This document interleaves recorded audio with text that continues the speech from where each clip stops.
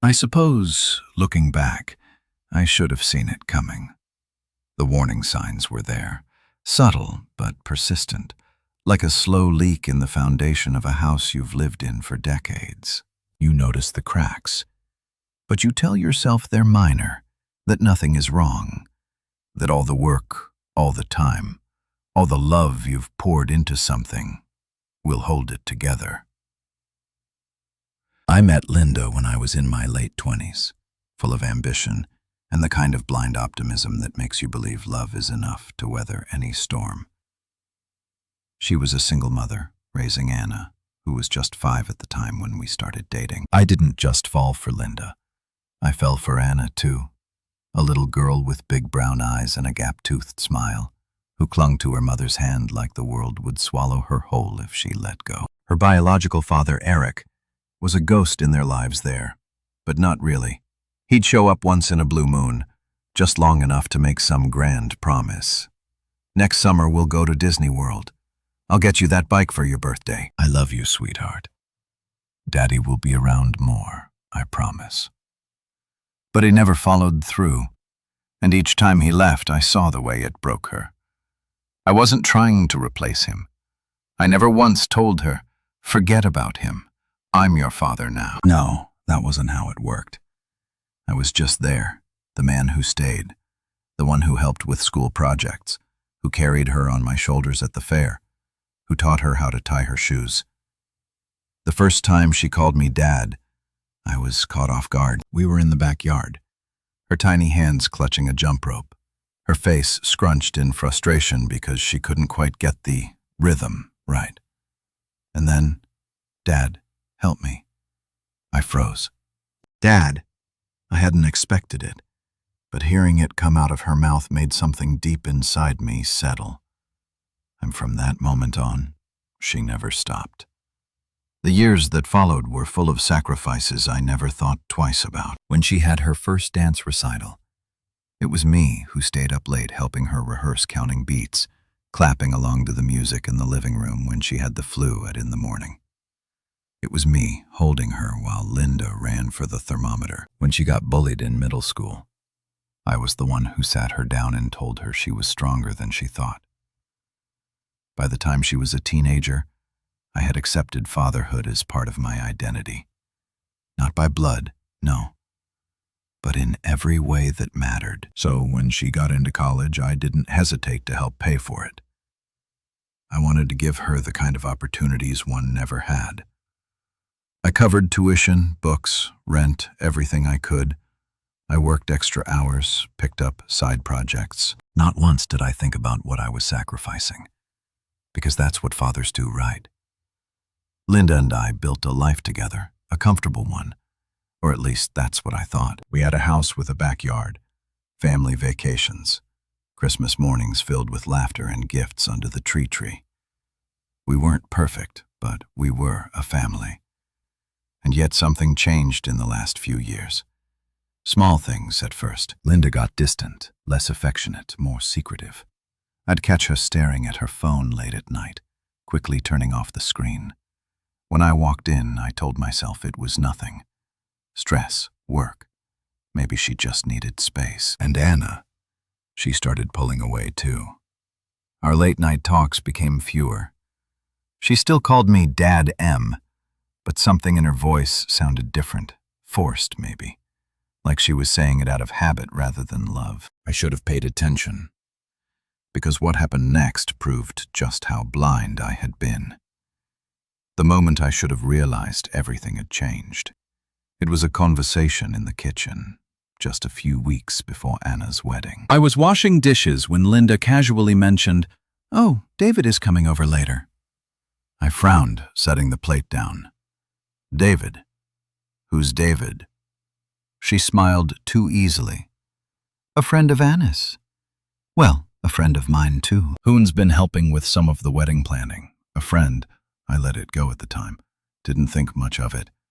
I was too busy working extra shifts to make sure the wedding was perfect. Too busy picking up loose ends when vendors were late or payments needed to be made. Too busy being the husband and father. I thought I was supposed to be too busy to notice I was already being replaced. Then came the wedding invitation. I opened it with a smile, expecting to see my name listed as the one giving Anna away. But it wasn't there. Instead, it read, "Anna will be walked down the aisle by David." I felt the air leave my lungs. David. That friend, Linda, mentioned so casually that man I had never even met. Replaced. Just like that. I went to Linda holding the invitation in my hands. "What is this?" I asked, my voice dangerously calm. She sighed as if she had expected this conversation. Anna made her decision.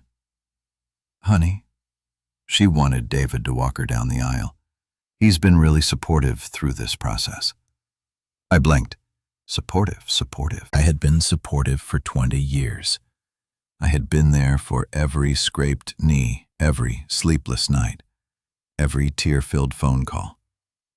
And now, I was just a guest at my own daughter's wedding. That moment was when something inside me cracked over. I had always thought that love and loyalty were enough, that if you gave everything to your family, they would see it, appreciate it, honor it. But that wasn't true. Because after 20 years, after every sacrifice, every late night, every extra shift, I was disposable. I was nothing, and I didn't know it yet.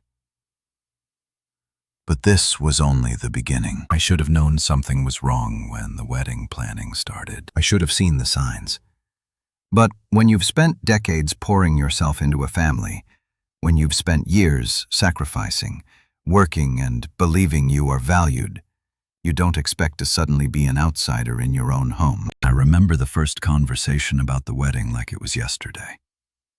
Anna and Linda were sitting at the dining table flipping through wedding magazines, their laughter filling the room. I had just come home from work, tired but happy. It was a moment I had always dreamed of, helping my daughter plan her big day, being the proud father who would walk her down the aisle, giving her away to the man she loved. I kissed Linda on the cheek, then ruffled Anna's hair, like I used to when she was little. "How's the planning going?" I asked, grabbing a drink from the fridge. Anna barely looked up. "Good." That was it? No excitement, no warmth. Linda gave me a forced smile. "There's still a lot to do, but it's coming together." I sat down, eager to be involved. "Well, let me know what you need me to do. I want to help however I can." Linda and Anna exchanged a quick glance, one of those silent, knowing looks people give each other when they're hiding something. It was subtle, but it was enough to make my stomach twist. "We've got it under control," Linda said quickly, "but thank you, honey. That was the first red flag." The next one came a few days later. I had taken the morning off work to meet with the venue coordinator. Anna had told me she wanted something elegant, but not overly extravagant. And I wanted to make sure she got exactly that. I showed up early, dressed in a suit, ready to sign whatever contract was needed. But when I got there, the meeting had already taken place. "Oh, Mr. Carter, I didn't expect to see you here," the coordinator said, flipping through some papers. "Your wife and David handled everything yesterday." I felt like the ground had shifted beneath me. "I'm sorry, who?" "David Hune's been coordinating most of the wedding details with your wife." I clenched my jaw. David, that name again. I walked out of the venue, my hands shaking. I didn't go back to work that day. Instead, I sat in my car staring at the dashboard, trying to process what the hell was happening. Who was David? And why was he more involved in my daughter's wedding than I was that night? I confronted Linda. She was in the kitchen pouring herself a glass of wine when I walked in. "Who is David?" I asked, my voice calm but firm. Linda barely hesitated. "A friend. He's been helping with the wedding, that's all." I didn't believe her. I could see it in her eyes, the way she avoided looking at me directly, the way her fingers tightened around the wine glass. Why is he making decisions about our daughter's wedding instead of me? Linda sighed as if I was overreacting. "You've been busy, honey. I didn't think you'd mind busy." That was her excuse. "So you didn't think I'd mind missing a meeting about my own daughter's wedding? You didn't think I'd mind some other man handling things? That should have been my responsibility." She set her glass down. "You're making a big deal out of nothing." Her voice was sharp, defensive. I stood there, my pulse hammering, staring at the woman I had spent 2 decades of my life with.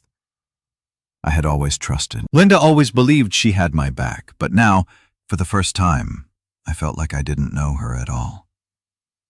I tried to shake it off. I told myself I was overthinking things. But then the biggest red flag of them all arrived in the mail. The wedding invitation. I remember the exact moment I opened it.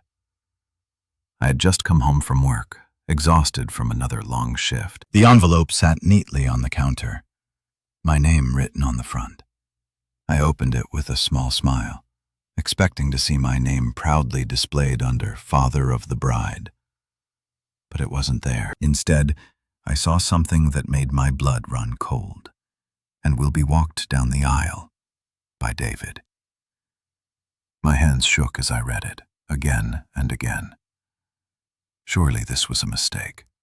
Surely there was a mix-up. I stormed into the living room where Linda was casually watching TV, her feet propped up like nothing was wrong. I threw the invitation onto the coffee table. "Explain this." She barely glanced at it. "What's the problem?" I felt my chest tighten. "Are you joking, Linda? Who the hell is David? And why is he walking our daughter down the aisle instead of me?" Linda sighed, rolling her eyes as if I was being unreasonable. "Anna made her choice. You need to respect it." Respect it. My voice rose. I've been raising her for 20 years. I've been there for everything. Who is this man to her? Why would she choose him over me? Linda finally looked at me, and for the first time, I saw it. The shift, the change. The way she saw me, not as a husband, not as the father of her child, but as someone replaceable. "David has been very supportive," she said coldly. "Anna feels more comfortable with him." I couldn't believe what I was hearing. More comfortable.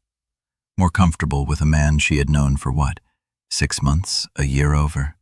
The father who raised her. I stared at her, searching for some kind of regret in her eyes, some sign that she knew this was wrong, that she knew this was cruel. But there was nothing, just indifferent. That night I sat alone in my car, parked outside our house, unable to bring myself to go back inside. For the first time in my life, I felt like I had lost everything before I even knew it was slipping away. The realization hit me like a freight train. I wasn't part of their world anymore, and the worst part, they didn't even care. I looked at my wedding ring, twisting it between my fingers, remembering the vows Linda and I had made. How had we ended up here? But I already knew the answer. I just hadn't been ready to accept it yet. I used to think there were certain moments in life that defined relationships. The M-stones that bonded families together. Birthdays, graduations, and, yes, weddings. A wedding is supposed to be one of the most important days in a father's life. A day where a father walks his daughter down the aisle feeling a bittersweet mixture of pride and heartbreak, knowing that she's stepping into a new chapter. It's the moment a father is recognized, honored for the years of love, guidance, and sacrifice. But instead of standing at my daughter's side, instead of feeling that pride, I sat in the crowd watching another man walk her down the aisle. I remember the morning of the wedding too well. I woke up early feeling a sense of unease that sat heavy in my chest. There was no excitement in me, only dread. Maybe a part of me had still hoped that Anna would change her mind, that she would realize who truly deserved that moment. Beside her, I got dressed in the suit I had bought specifically for this day. I stood in front of the mirror, adjusting my tie, staring at the reflection of a man I barely recognized, a man who had given everything only to be discarded when it mattered most. I thought about backing out, skipping the wedding entirely, but that would mean admitting defeat. That would mean letting them erase me completely. So I went. The venue was beautiful, I'll admit that. Much a grand outdoor setup with crisp white flowers lining the aisle, the soft melody of a violin playing in the background. It was perfect, and I had helped pay for it. I took my seat near the middle, not in the front, where the father of the bride should have been, but among distant relatives and family friends. A few guests gave me odd looks, probably wondering why I wasn't up there, standing proudly by my daughter's side. Then the music changed. The moment came. Everyone stood as Anna appeared at the end of the aisle. She looked radiant, breathtaking, even her white dress flowing around her like a dream. For a split second I felt that fatherly pride again, until I saw who was standing beside her. David, the man who had stolen my place. He walked her down the aisle with a self-satisfied smirk on his face, like he belonged there, like he had been the one to raise her, to guide her through life, like he had earned it. And Anna, she smiled at him. I clenched my fists, forcing myself to breathe. I refused to make a scene, refused to give anyone the satisfaction of seeing me break, but inside I was falling apart. I was watching the last 2 decades of my life being erased in real time. The ceremony felt like a blur. I heard the vows, the laughter, the applause, but it all sounded distant, like I was underwater. My mind kept replaying all the moments that led up to this. The sleepless nights, the escarped knees. I had bandaged the college bills I had paid, and for what, to be a footnote in my own daughter's wedding. The worst part came during the speeches. I held on to a tiny shred of hope that maybe, just maybe, Anna would acknowledge me in some way, that she would look at me, thank me, let me know that even though she had chosen another man to walk her down the aisle, she still saw me as her father. But that moment never came. David gave his speech, first talking about how honored he was to stand beside Anna on her special day, how much she meant to him, how proud he was of the woman she had become. The room erupted in applause. Then Linda spoke, gushing about how much David had supported Anna, how much he had stepped up for their family and me. Not a single mention, not a word. I sat there, my chest tight, waiting for someone, anyone, to acknowledge the fact that I had been the one who had raised her, that I had been the one who had sacrificed everything. But I was invisible. After the ceremony, I left. I didn't wait for the cake. I didn't stay for the dancing. I didn't shake hands or pretend to smile. I walked out of that venue, got into my car, and sat in silence. The weight of it all pressed down on me. 20 years of my life gone, just like that. I don't know how long. I sat there staring at nothing, feeling the kind of pain that no words could fully describe. Eventually, my phone buzzed a text from Linda. "Where did you go? The reception is starting." I almost laughed. Where did I go? I stared at my phone, debating whether to respond. Then another text came. "Anna is wondering why you left early." I felt something in me snap. I typed back a simple response. "Tell her to ask David." Then I turned off my phone. I went home that night feeling hollow. I poured myself a drink, sat on the couch, and stared at the family photos on the wall. Our life together, our memories. They all felt like a lie. Now I thought about ripping them down, about erasing them, the way they had erased me. But I didn't, because, despite everything, I still loved my daughter. I just wasn't sure if she loved me back or if she ever really had. That night, I made a decision. I had spent years giving and giving, always being the one to fix things, to hold everyone together. Not anymore. For the first time, I was done. Done being used. Done being overlooked. Done being a backup plan when things didn't go their way. I didn't know what the future would look like after this, but one thing was certain. I was finished being the man who was always expected to give without ever being given anything in return. I didn't expect to hear from Anna so soon after the wedding. Honestly, I wasn't even sure if I wanted to. I had spent the entire night replaying everything that had happened, every word, every glance, every humiliating moment where I sat there, unnoticed, unimportant. I went through every painful memory, every sacrifice and wonder. Had it all been for nothing? And yet, deep down, there was a small, foolish part of me that hoped, maybe, just maybe, Anna would call that. Maybe she would realize what she had done, that she would apologize, even if it was just a small acknowledgement that she had hurt me. But when my phone rang the next day, it wasn't an apology. It was another request for money. I was sitting in the living room, still exhausted, staring at the wedding invitation I had thrown onto the coffee table the night before. The name. David still stared back at me, mocking me. Then my phone buzzed. I saw Anna's name on the screen. I let it ring a few times, debating whether to answer. Then, against my better judgment, I picked up. "Hello, Dad." Her voice was bright, cheerful like nothing had happened. "How are you?" I gritted my teeth. "I'm fine." There was a brief pause. Then she launched into a full breakdown of the honeymoon. "Oh my God, Dad."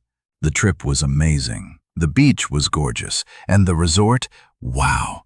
You wouldn't believe the view from our room. Brian even surprised me with a private dinner under the stars. It was so romantic. I sat there gripping the phone so tightly. My knuckles turned white. She didn't mention the wedding. She didn't mention the fact that she had replaced me, with a man she had barely known. I felt like I was suffocating, listening to her gush about her perfect life, knowing how little I had meant to her in the moment that was supposed to be one of the most important of our lives. And then she finally got to the point. "Dad, I actually needed a little favor." There it was. I closed my eyes already knowing where this was going. "What favor?"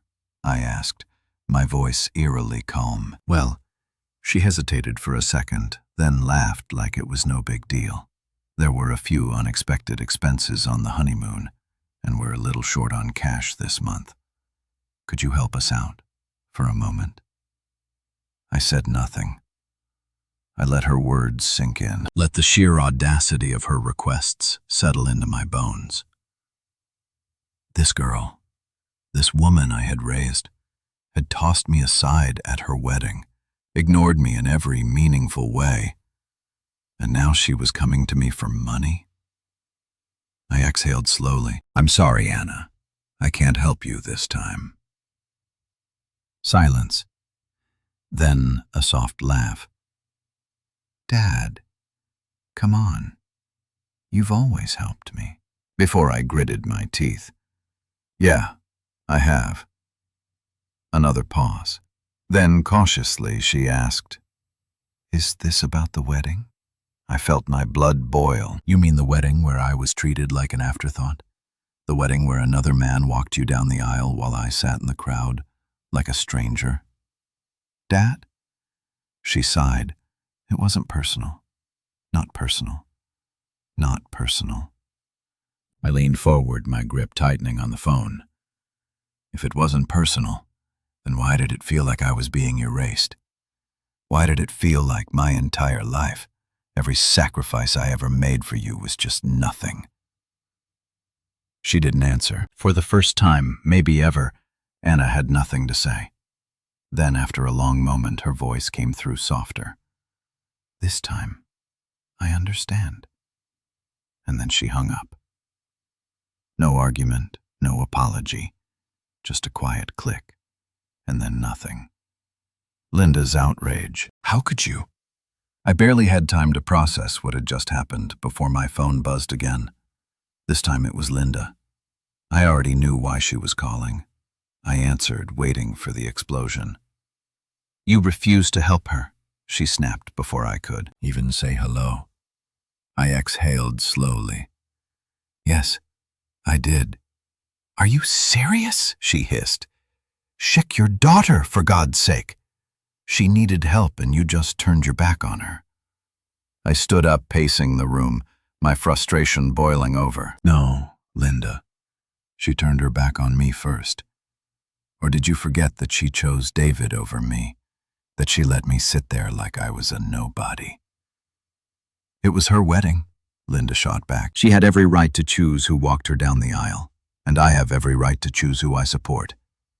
I said coldly, "Silence." Then, in a voice full of anger and disbelief, Linda muttered, "I can't believe how cruel you're being." I laughed bitterly. "Cruel, Linda? What's cruel is spending 2 decades raising a daughter only to be discarded, like I was never there. What's cruel is standing by while you let another man take my place and then expecting me to pretend like it never happened." She was quiet for a long moment. Then finally she said, "She's our daughter. Blood comes first." And there it was the truth I had been ignoring to Linda. Blood came first, even if that blood had done nothing, even if that blood had been absent, unreliable and undeserving. I took a slow, deep breath, and then I said the words I had been holding back for years. "Then let her real father help her." And I hung up. That night I sat on the couch, staring at the dark screen of my phone. I knew this wasn't over. I knew that Linda would never forgive me for this, that Anna would likely never see me the same way again. And for the first time in my life, I didn't care. For 2 decades I'd been the provider, the fixer, the man who always said yes. And now I was done. Because if I had learned anything from this, it was that some people only see your worth when they need something from you. And I had finally learned how to say no. There was a time when I thought I knew Linda better than anyone. 20 years of marriage, raising a child together, building a life. How could I not? But the truth was, I had been blind. I had spent so much time being the provider, the father, the husband, that I never noticed when things started to shift. Or maybe deep down, I did notice. I just refused to believe it. After the wedding and the fallout with Anna, things between Linda and me changed. Or maybe they had already changed, and I was only now seeing it for what it was. She barely spoke to me. Her eyes were cold, her presence distant. Everything about her screamed resentment. And for what? Because I had finally stood up for myself. Because I had stopped being the ATM she had come to expect. I wasn't sure which was worse, the realization that my daughter had discarded me, or the slow, sinking feeling that my wife had, too. It started with late nights at work. At least, that's what she claimed. Linda had never been one to stay out late. Even when Anna was grown, she liked being home by dinner, sipping a glass of wine while watching her favorite crime shows. But now she was always out. "Work is just crazy right now," she'd say when I asked. "I've got so many projects coming up." Except Linda wasn't in the kind of job that required late-night meetings, and more than that, she had stopped caring about our home life altogether. She no longer asked about my day. She barely acknowledged. When I walked into the room, she slept with her back to me. It was like I didn't exist. And maybe I didn't to her. At least the first time I heard his name in a conversation that wasn't about the wedding, my stomach twisted. It was late at night. I had gotten up for a drink of water and passed the living room. Linda was on the phone. "No, David, I don't think he suspects anything." I froze. She laughed, soft, sweet, the way she used to laugh with me. It's been a long time coming. Honestly, I just need to find the right way to tell him. "Tell me what?" I stayed still listening. I I know. I wish you were here right now. And that was all I needed to hear. I backed away before she could notice me, feeling my heartbeat in my throat. David, the same David who had walked my daughter down the aisle, the same David who had helped with wedding plans. I had been left out of, the same David who apparently had been helping himself to my wife, too. I didn't say anything that night. I didn't say anything the next morning either. I needed proof. Because when a man finally wakes up to reality, he doesn't just accuse, he confirms. So I started watching, paying attention, and sure enough, the cracks became canyons. The text she hid, the way she suddenly dressed up, more the way she smiled at her phone one night. I casually mentioned, "Hey, maybe we should have a weekend away together."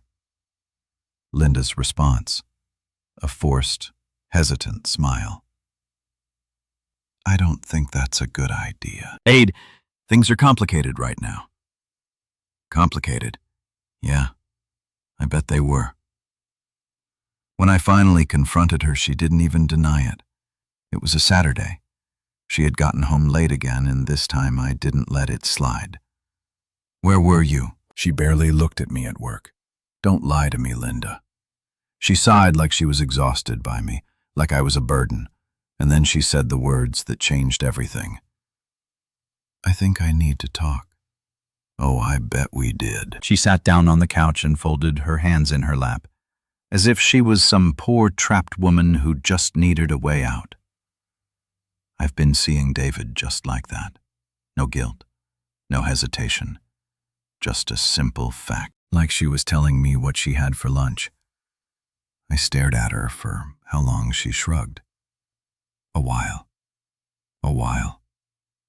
I felt my fists tighten. So this was never just about Anna's wedding, was it? I asked. You weren't just being supportive of her decision. You were planning your own. She didn't even look ashamed. "I'm sorry, but things between us haven't been working for a long time. Because you made sure of that." Her expression hardened. "Don't make this ugly. She thought I was the one making this ugly. She had been sneaking around behind my back. She had let another man walk my daughter down the aisle. She had stolen the life we built and handed it to someone else. And now she wanted me to just accept it." "What now?" I asked, my voice cold. She hesitated, but just for a second. Then, with a calmness that chilled me to the bone, she said, "I think you should move out. Move out from the house." I had built the house. I had paid for the home I had given my life to. I let out a slow, bitter laugh. "Are you serious?" She nodded. "David and I, we want to start fresh and honestly. This place holds too much history. I think it's best if you go." I stared at her, waiting for some sign that she was joking, that this was some kind of sick test, but there was nothing. Just a woman who had already made up her mind. I didn't argue. I didn't yell. I refused to give her the satisfaction of seeing me break. Instead, I nodded. "Fine." I packed my bags that night. Linda didn't try to stop me. She didn't ask me to stay. And as I walked out that door for the last time, I realized something.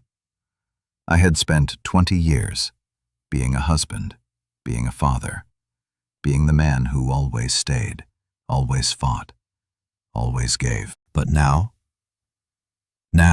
I was done. She had chosen David. She had chosen to erase me from our lives. And for the first time in a long time, I was choosing myself. I left without looking back. It wasn't easy, walking away from 20 years of my life, from the house I had built, from the family I had devoted everything to. It should have shattered me, but it didn't. Because deep down, I wasn't leaving a home.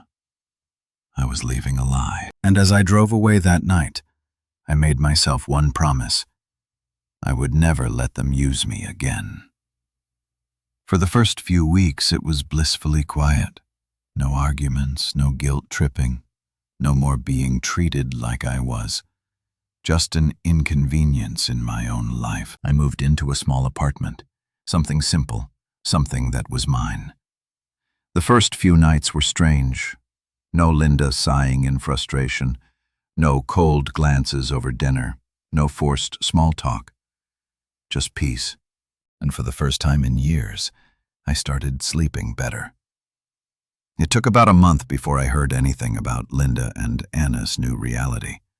A mutual friend, one of the few who hadn't blindly taken their side, sent me a text. "Hey, just thought you should know David isn't sticking around." I raised an eyebrow at the message, but I didn't respond. I wasn't surprised. I had known men like David my whole life. Charming, opportunistic, always looking for the next best thing. And I knew he wasn't in it for the long haul. He had gotten what he wanted. Linda at her most, desperate at her most, willing to cling to anything new and exciting. But new and exciting fades fast, so I wasn't shocked when I got another message a few weeks later.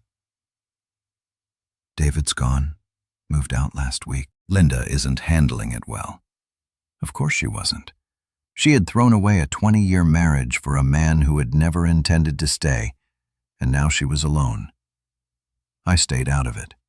I had no interest in checking in, no desire to fix things for them. But then another text came, this time about Anna. "Anna and Brian are having money problems, big ones. That caught my attention. I had warned them. I had told them that one day they would need me again, but they didn't listen, and now they were drowning." It was a Thursday night when the call finally came. I saw Anna's name flash on my phone. I let it ring, then a voicemail. I stared at the screen for a moment before pressing play. "Dad, I know I haven't called in a while. Things have been rough. Brian lost his job and we're struggling to make rent. I hate to ask, but could you help just this?" Once I leaned back, exhaling slowly there. It was the moment I had been waiting for. The moment where reality finally set in for her. I didn't call back right away. I took my time. Let her sit with the silence, the same way she had. Let me sit with my humiliation. Then after a few hours, I finally picked up the phone and dialed. She answered immediately. "Dad, I got your message." I said simply. A long pause. "Yeah, I wouldn't ask if it wasn't serious." I let that sit for a moment before responding. "Anna, do you remember your wedding day?" She went silent. I continued. "Do you remember sitting down with your mother and choosing David over me? Do you remember letting another man take my place in front of everyone we knew? And do you remember how, after everything I had done for you, you didn't even think to say thank you?" Her voice was small. "Dad, I was caught up in the moment. I didn't mean." "But you did mean it, Anna." I let that hang in the air before saying the words. I never thought I'd say, "I'm sorry, but I can't help you." The silence that followed was heavier than any I had ever experienced. Then, finally, she spoke. "I understand." And then she hung up. No argument, no begging, just resignation. The next day it was Linda's turn. She didn't call. She showed up. I was coming back from the grocery store when I saw her standing outside my apartment building, arms crossed, a look of forced confidence on her face. I sighed, setting my bags down. "What do you want, Linda?" She wasted no time.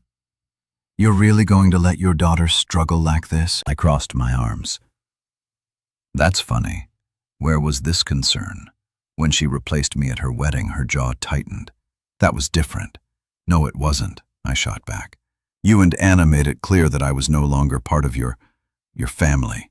Now, when things are falling apart, you expect me to step in." "Where's David? Oh wait, he's gone."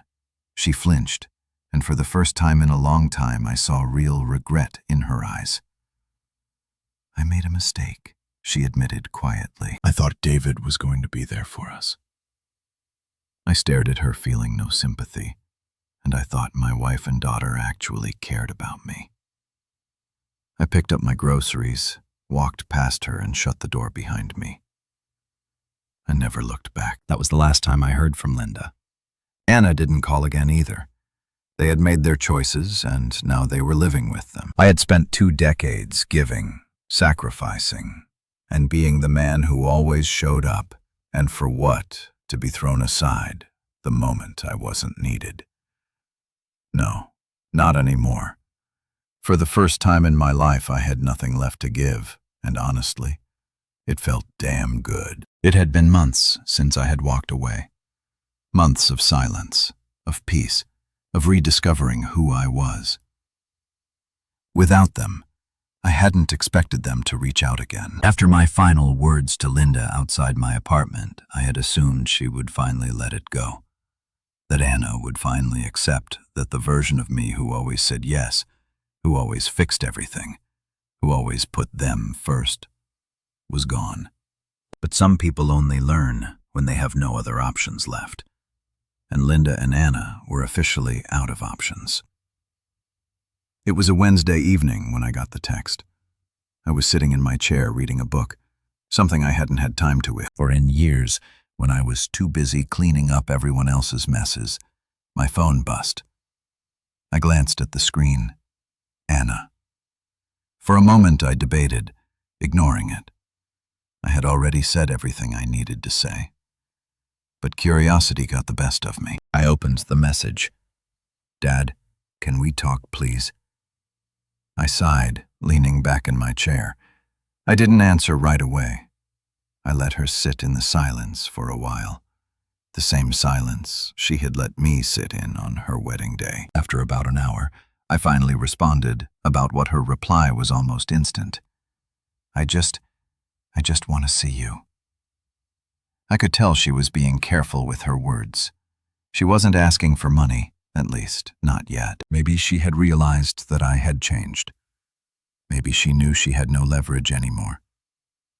Maybe she was desperate enough to try a different approach. I decided to meet her not because I owed her anything, but because I wanted to see if she had truly learned anything. We met at the park, the same park where, years ago, I had taught her how to ride a bike. When I arrived, she was already there, sitting on a bench, fidgeting with her hands like she used to when she was nervous as a child. I approached, slowly keeping my emotions locked away. I refused to let her see anything other than calm indifference. She stood up as I got closer for a second. It looked like she was going to hug me, but she hesitated. She knew things weren't the same anymore. "Good. Hey, Dad," she said, her voice uncertain. I nodded, Anna. We sat down. The silence stretched between us. She was the first to speak. "I miss you." I almost laughed. I turned to look at her, studying her face. She looked tired, worn down. Reality had finally caught up with her. I didn't respond. I just waited. She took a deep breath. "I know I hurt you. I know I messed up." I raised an eyebrow. "Which part? Replacing me at your wedding, or coming to me for money right after?" She flinched. She hadn't expected me to be so blunt. "I never meant to hurt you," she said softly. I sighed. "But you did." She nodded slowly. Another silence. Finally, she spoke again. "Things have been hard. Brian is struggling to find work. We're living with his mom right now, but it's not great there." It was the real reason she had called me. I waited for the request for the, "Can you help us?" or the, "Just until we get back on our feet," but it didn't come. Instead, she just looked at me as if waiting for me to offer. The old me would have. The old me would have stepped in, pulled out my wallet, fixed everything, and reassured her that no matter what, Daddy would always take care of her. But that version of me was dead. and I wasn't bringing him back. I leaned forward, resting my elbows on my knees. "Tell me something, Anna." She blinked. "What did you ever really see me as, your father? Or was I just the man who paid for things?" Her face, "Ped Dad. That's not fair, isn't it?" I interrupted because when I look back, that's all I see. I was good enough to raise you, good enough to pay for college, to support you, to be there for everything. But the moment something big happened, the moment you could have acknowledged me, I gestured around us. You picked someone else. She had no defense. Her mouth opened, then closed. She looked away. "I didn't think it would matter that much," she finally whispered. I let out of breath there. It was the truth. It didn't matter to her until now, until she had nothing left. She turned back to me, eyes pleading. I just want my dad back." I stared at her for a long moment, then I stood up. "I was never gone, Anna. You were." Her face crumbled. "Dad, please." I shook my head. "I'm not angry anymore. I don't hate you, but I also don't trust you, and I don't think I ever will again." She looked broken, but I didn't let it sway me. This was the choice she had made, and now she had to live with it. I turned to leave. She didn't try to stop me. She just sat there watching me walk away. And as I left, I felt no regret, no guilt, only freedom. I had spent 20 years sacrificing, giving, and always being the one to hold everything together. But standing in that park, watching Anna sit there defeated, realizing too late what she had lost, I felt nothing. No anger, no pain, not even satisfaction, just freedom. I walked away without looking back. I didn't check my phone, waiting for a follow-up message. I didn't wonder if she'd try again in a few days. For the first time in my life, I didn't care what happened next, because I wasn't their safety net anymore. It's funny how life can change so drastically when you stop carrying other people's burdens. At first it felt strange, quiet, too quiet. No more text from Linda reminding me of some bill she expected me to cover. No more phone calls from Anna pretending to check in, but really just softening me up for another financial favor. No more. Being the man who everyone expected to be there, no matter how badly they had treated me. I moved forward step by step. I redecorated my apartment, bought things I liked. For once, I wasn't making choices for anyone but myself. I picked up old hobbies, woodworking, running, reading books that had sat on my shelf for years collecting dust. Spent time with friends, real friends, people who had stood by me when my own family had turned their backs. And slowly I realized something. I wasn't just surviving. I was finally living. 3 months after I walked away from Linda, she sent me the divorce papers. She didn't reach out first. No final words, just a packet in the mail, cold and impersonal, like the last 20 years of our marriage had meant nothing. I sat at my kitchen table, staring at the document for a long time. Then, without hesitation, I signed it. I didn't cry. I didn't even feel sad, because by the time the ink dried, I had already been gone for months. I expected silence after that, but Linda wasn't done. One evening I got home from work and there she was standing outside my apartment building, looking like a woman who had finally realized she had nothing left. I didn't want to talk to her, but I also wasn't going to hide, so I walked up calm and unbothered, while she watched me with eyes that had none of the confidence, none of the powers she once held over me. "What do you want, Linda?" She exhaled sharply, crossing her arms. I just needed to see you." I didn't say anything. I just waited because this wasn't my burden to carry anymore. She hesitated, then finally spoke. "I miss you." I stared at her, unimpressed. Is that right? She swallowed hard. I made a mistake that made me laugh. A slow, bitter laugh, yelling, "Linda!" You did. Her face twisted like she wasn't expecting me to agree so easily, like she thought I would soften, that I would let her back in. But that man didn't exist anymore. She sighed. I thought maybe we could talk. I tilted my head. About what? How you threw me away for another man. How you watched me sit alone at my daughter's wedding while your boyfriend took my place. Or maybe we could talk about how, the moment things went wrong, you came crawling back because you finally realized that the only man who actually cared about you was me. Her jaw clenched. I didn't come here for a fight. Then why are you here? She took a deep breath. Because I still care about you. I sighed, shaking my head. No, you don't. Her eyes widened. Yes, I do. No, I cut her off, my voice sharp. You care about what I could do for you. You care about what I gave you. You never cared about me, and I don't owe you anything, Linda. Not anymore. Tears welled in her eyes, but I didn't feel bad. I didn't feel anything at all, because this conversation should have happened years ago, before she betrayed me, before she replaced me, before she made it clear that my love, my loyalty, my presence had only ever been a convenience to her. She sniffed, then whispered, "So that's it. We're just done." I looked at her, taking in the face of the woman I had once loved, the woman I had built a life with the woman who had thrown it all away for a fantasy that had crumbled. The second real life kicked in, and I felt nothing. Not hate, not love, not regret. Nothing. Because we weren't just done, Linda. We had been done a long time ago.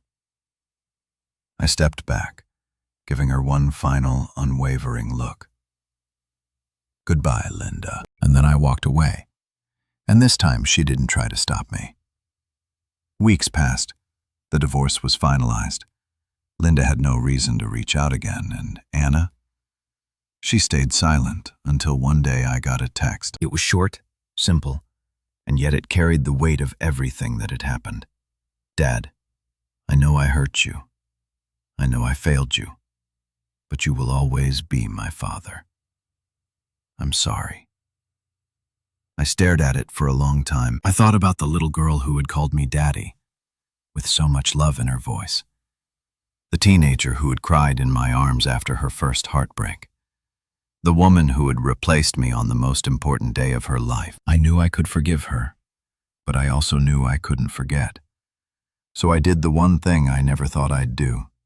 I didn't reply, because I was already gone. The end.